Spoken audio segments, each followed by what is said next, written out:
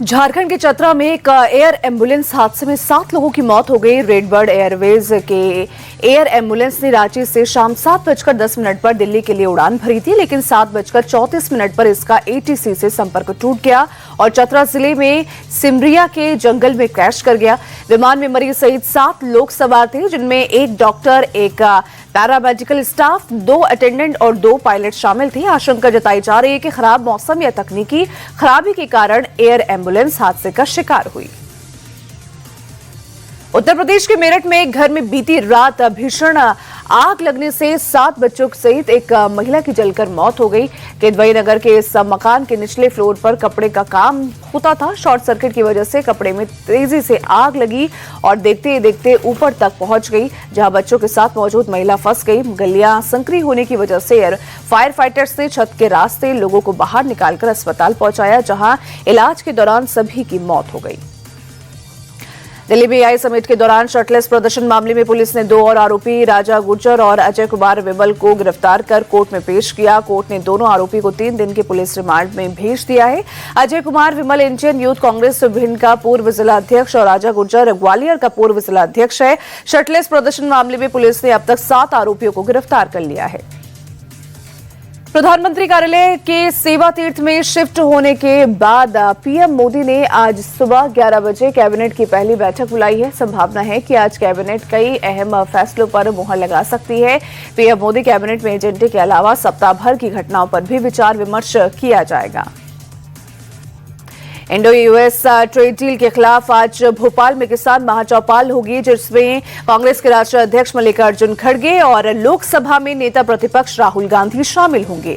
राहुल गांधी दोपहर 1 बजे भोपाल पहुंचेंगे और दोपहर 2 बजे से कार्यक्रम होगा। जानकारी के मुताबिक मल्लिकार्जुन खड़गे दोपहर करीब 12 बजे भोपाल एयरपोर्ट पहुंचेंगे, जहां से वो निजी होटल में करीब 1.5 घंटे रुकेंगे। उत्तर प्रदेश के सीएम योगी आदित्यनाथ के सिंगापुर दौरे का आज दूसरा दिन है। सीएम योगी आज जापान की 3 दिवसीय यात्रा के लिए रवाना होंगे। सिंगापुर में सीएम योगी के दौरे का पहला दिन काफी सक्सेसफुल रहा। लगभग 20,000 करोड़ के एमओयू साइन हुए। यूपी सरकार की क्लियर इन्वेस्टमेंट पॉलिसी पर निवेशकों ने भरोसा जताया है। Green power, data command centre से लेकर लॉजिस्टिक पार्क और इंफ्रास्ट्रक्चर डेवलपमेंट पर बंपर निवेश के प्रस्ताव मिले हैं। सीएम योगी आदित्यनाथ ने सिंगापुर में प्रवासी भारतीयों को संबोधित करते हुए यूपी में डिफेंस कॉरिडोर का जिक्र किया। सीएम योगी ने कहा, लखनऊ में बने ब्रह्मोस मिसाइल ने ऑपरेशन सिंदूर के दौरान अच्छों को कपा दिया था। साथ ही उन्होंने राज्य की 9 साल की विकास यात्रा का भी जिक्र करते हुए कहा कि अपने अराजकता वाले राज्य को विकास से जोड़ा। आज धर्म और विकास यूपी की नई पहचान बनी है। न कर्फ्यू है, न दंगा है, यूपी में सब चंगा है। शंकराचार्य स्वामी अभिमुक्तेश्वरानंद और उनके शिष्य मुकुंदानंद ब्रह्मचारी पर पॉक्सो एक्ट के तहत एफआईआर दर्ज होने के बाद गिरफ्तारी की तलवार लटक रही है। हालांकि स्वामी अभिमुक्तेश्वरानंद ने बुजुर्गों के यौन शोषण के आरोपों को बेबुनियाद बताया है। इंडिया टीवी के साथ बातचीत में उन्होंने कहा कि उनके खिलाफ सरकार साजिश कर रही है। योगी सरकार के इशारे पर एफआईआर दर्ज की गई। वो कहीं भागने वाले नहीं है। अगर पुलिस आती है तो वो गिरफ्तारी के लिए भी तैयार है। शंकराचार्य अभिमुक्तेश्वरानंद के खिलाफ केस दर्ज होते ही समाजवादी पार्टी और कांग्रेस के नेता खुलकर उनके समर्थन में आ गए और एफआईआर को शंकराचार्य का अपमान बता रहे हैं। सपा चीफ अखिलेश यादव ने स्वामी अभिमुक्तेश्वरानंद के बहाने योगी आदित्यनाथ पर निशाना साधा और कहा कि बीजेपी राज में संतों का अपमान हो रहा है। सीएम योगी भगवा वस्त्र पहनकर विदेश दौरे पर गए हैं और उनके राज्य में एक शंकराचार्य को झूठे मामले में फंसाया जा रहा है। शंकराचार्य अभिमुक्तेश्वरानंद के आश्रम में नाबालिग बच्चों के साथ यौन उत्पीड़न का आरोप लगा है। हालांकि जब इंडिया टीवी की टीम काशी के आश्रम में पहुंची तो पाया कि गुरुकुल विद्या मठ 5 नहीं बल्कि 3 मंजिला इमारत है। बेसमेंट से लेकर टॉप फ्लोर तक कोई भी खास फैसिलिटी नहीं है। रोशनदान से गंगा के दर्शन होते हैं। स्विमिंग पूल भी नहीं है। फर्स्ट फ्लोर पर बच्चे रहते हैं, सेकेंड फ्लोर पर कैंटीन है और टॉप फ्लोर पर शंकराचार्य खुद रहते हैं और ध्यान साधना करते हैं।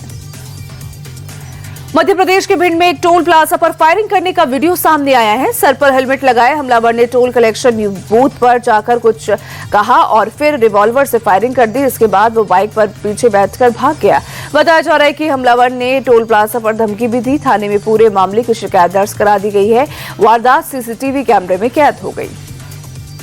बिहार के समस्तीपुर में तेज रफ्तार कार का कहर देखने को मिला, जहां पीछे से आ रही कार ने कई लोगों को कुचल दिया। हादसे में महिला समेत 3 लोगों की हालत नाजुक बताई जा रही है। उधर घटना के बाद आक्रोशित लोगों ने कार में तोड़फोड़ करते हुए उसे तालाब में धकेल दिया। चालक मौके से फरार बताया जा रहा है। घायलों को अस्पताल में भर्ती कराया गया। घायल हुए लोग पूजा के लिए जा रहे थे।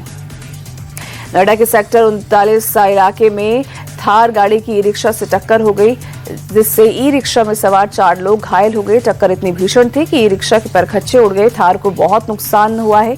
हादसे के बाद मौके पर अफरा तफरी मच गई। घायलों को इलाज के लिए अस्पताल पहुंचाया गया। पुलिस ने थार गाड़ी के ड्राइवर को पकड़ लिया है।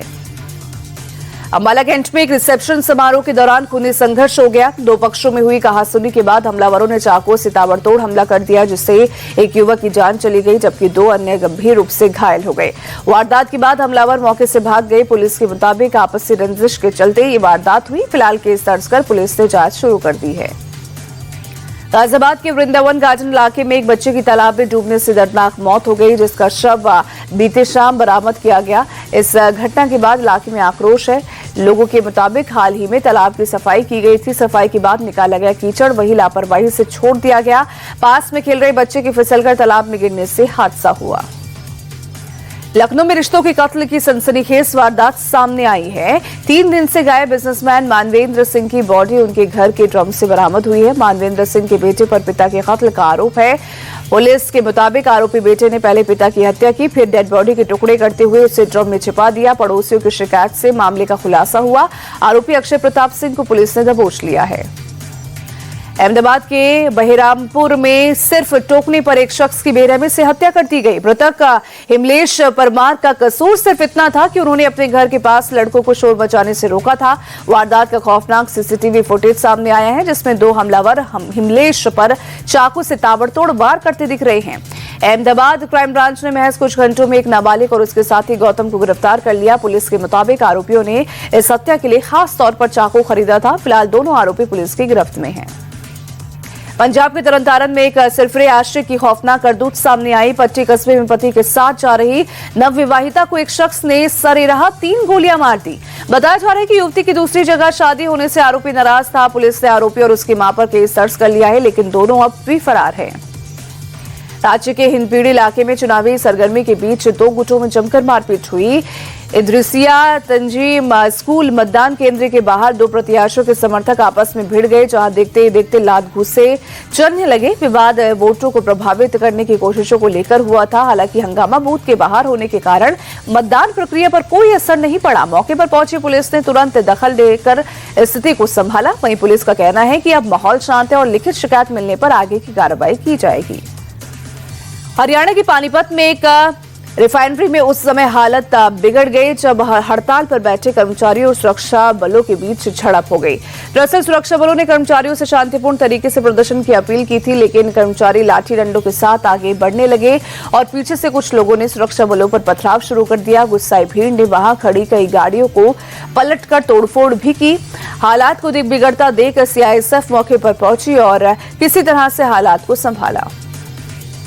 लखनऊ में एक बार फिर से चाइनीज मांझे का कहर देखने को मिला। आईटी चौराहे के पास बाइक से जा रहे एक युवक का गर्दन चाइनीज मांझे से कट गया, जिससे वो गंभीर रूप से घायल हो गया। इसी दौरान वहां से गुजर रही महिला और कुछ लोगों ने रुककर युवक की मदद की। खून को रोकने के लिए गर्दन पर रुमाल बांधा और युवक को इलाज के लिए अस्पताल भेजा। यूपी के बिजनौर में एक सड़क हादसे का भयानक सीसीटीवी वीडियो सामने आया। एक ऑटो और वैन के बीच हुई जोरदार भिड़ंत में 70 साल के एक बुजुर्ग किसान की मौत हो गई और 8 लोग घायल हैं। हादसे के बाद वैन ड्राइवर गाड़ी छोड़कर फरार हो गया। पुलिस ने केस दर्ज कर और आरोपी की तलाश शुरू कर दी है। आसपास के लोगों ने ओवर स्पीडिंग को हादसे का कारण बताया। हैदराबाद में दर्दनाक सड़क की खौफनाक तस्वीर कैमरे में रिकॉर्ड हो गई। यहां एक डिसबैलेंस बाइक की वाटर टैंकर के साथ अचानक भिड़ंत हो गई। टक्कर के बाद दोनों बाइक सड़क पर गिर गए। इस हादसे की वजह से मौके पर अफरा तफरी मच गई। भीड़ की मदद से बाइक सवारों को अस्पताल पहुंचाया गया, लेकिन अस्पताल में ही दोनों ने दम तोड़ दिया। सीसीटीवी के आधार पर पुलिस मामले की जांच कर रही है। बिहार की राजधानी पटना में भारी हंगामा हुआ। अपनी मांगों को लेकर सड़क पर उतरे रिटायर्ड चौकीदार और दफादारों के आश्रितों पर पुलिस ने जमकर लाठियां बरसाई। गांधी मैदान से निकाला गया ये विरोध मार्च जब डाक बंगला चौराहे पर पहुंचा तो प्रदर्शनकारियों ने पुलिस बैरिकेडिंग तोड़ने की कोशिश की। स्थिति बिगड़ते देख पुलिस ने बल प्रयोग कर भीड़ को खदेड़ दिया। ये सभी प्रदर्शनकारी रिटायरमेंट के बाद परिजनों की नौकरी बहाली की मांग कर रहे थे। होली से पहले गौतम बुद्ध नगर में मिलावटखोरों के खिलाफ प्रशासन ने शिकंजा कस दिया है। खाद्य सुरक्षा विभाग की टीम ने ग्रेटर नोएडा की एक तेल फैक्ट्री पर छापा मारकर भारी मात्रा में रिफाइंड ऑयल सीज किया है। फैक्ट्री में एक्सपायर्ड तेल और गलत ब्रांडिंग का खेल चल रहा था। वहीं नोएडा के सेक्टर 62 में एक मिठाई की दुकान पर गंदगी के बीच रखे 100 किलो गुलाब जामुन मौके पर ही नष्ट कराए गए। प्रशासन ने साफ कर दिया है कि त्योहारों पर मिलावटखोरी करने वालों को रक्षा नहीं जाएगा। पाकिस्तानी बॉर्डर से सटे इलाके में जवानों के जुनून की शानदार तस्वीरें सामने आई हैं। राजस्थान के बीकानेर में वेस्टर्न कमांड ने सबसे बड़ा हाई इंटेंसिटी युद्ध अभ्यास किया। मॉडर्न वॉर टेक्नोलॉजी के प्रदर्शन में चेतक हेलीकॉप्टर, MI-18 और अपाचे हेलीकॉप्टर्स ने हिस्सा लिया। खड़क शक्ति अभ्यास में ड्रोन से लेकर टैंक तक की क्षमताओं की टेस्टिंग हुई। 24 घंटे युद्ध की तैयारी को लेकर जवानों ने जबरदस्त जाबाजी दिखाई।